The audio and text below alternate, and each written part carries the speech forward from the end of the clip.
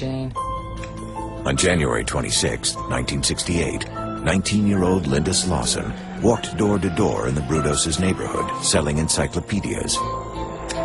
She met Jerome working in his yard. He sounded enthusiastic about her encyclopedias, so she followed him into the house.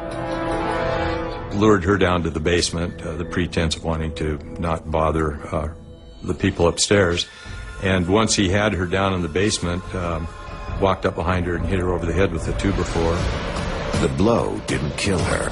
Brudos finished the job by strangling Linda until her body went limp. Next, he went upstairs, gave his wife some money, and told her to take the kids out for fast food. With his family out of the house, Brudos acted out his sexual fantasies with his dead victim. For certain serial killers, the good parts for them are the interaction with the dead body. And that control and that closeness that they have. Choosing from his collection of women's underwear, Brudos dressed Slauson's body in high heels and lingerie. He snapped photograph after photograph. He took a hacksaw and cut off one of her feet. He saved that as a trophy, put it in the freezer that he had. Periodically took it out. It was a fetish item, and put a female shoe on it, masturbated, got sexual arousal from it. Late at night, while his family slept, Brudos loaded the remains of Linda Slauson's corpse into his car. He tied the body to an automobile transmission and tossed it into the Long Tom River.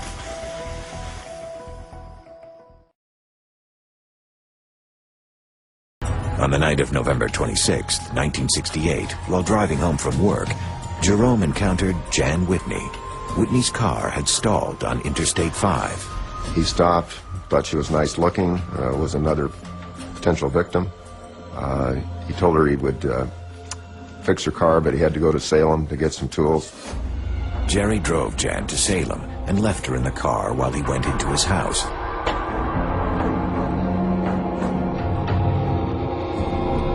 When he returned to the car, he slid into the back seat behind her.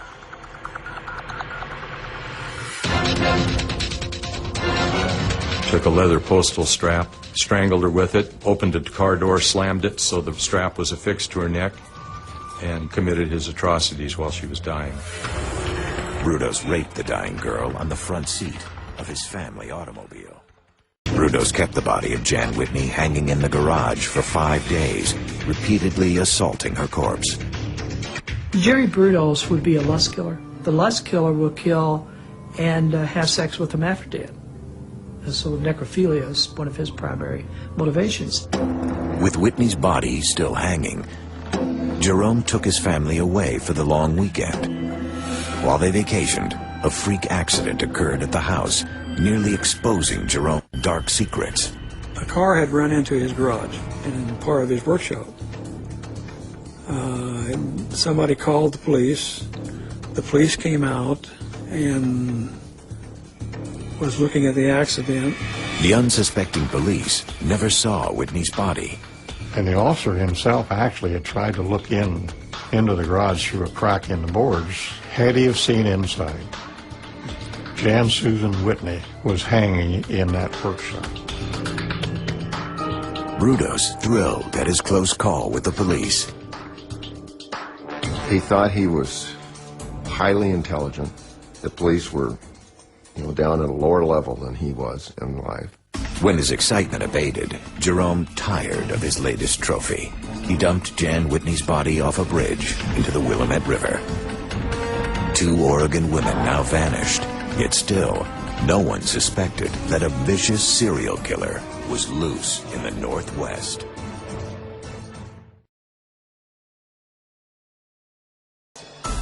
On March 27th, he chose a stalking ground, the parking garage of the Meyer and Frank department store in Salem.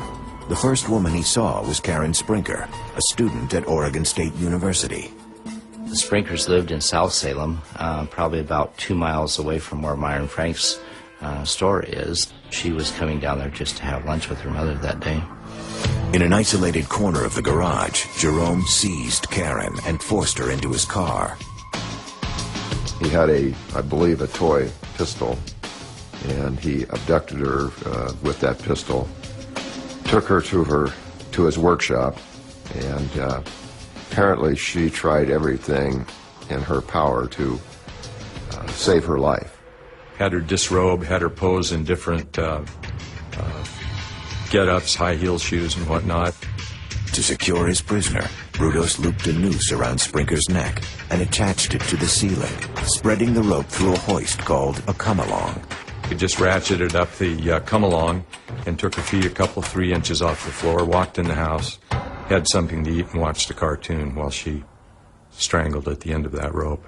When Brudos returned to the garage, Karen was dead. He abused the corpse, but he wasn't finished.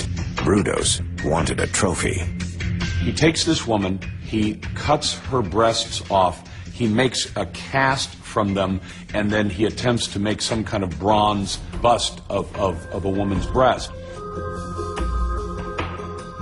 Jerome tied Karen Sprinker's body to an engine block.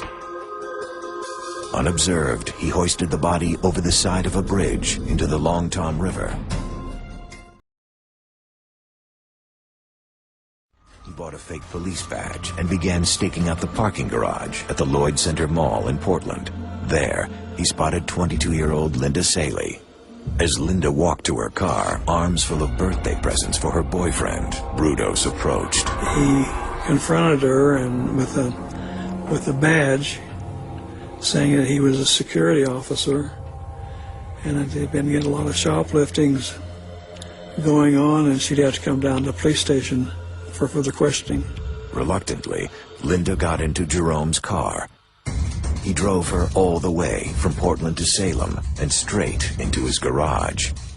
He took her inside of his workshop, tied her up. He goes to dinner. He eats his dinner, he comes back out, and the girl was sitting there, untied, and didn't move. So she must have had it in her head that he was going to release her. Jerome retied Linda and suspended her from the ceiling while he undressed and photographed her. She could just stand on her toes, you know, and not choke. And then when he thought he'd had enough or whatever, he'd just give it a couple more cranks and choked her. Jerome tied Linda's body to an engine block and once again headed for the bridge crossing the Long Tom River.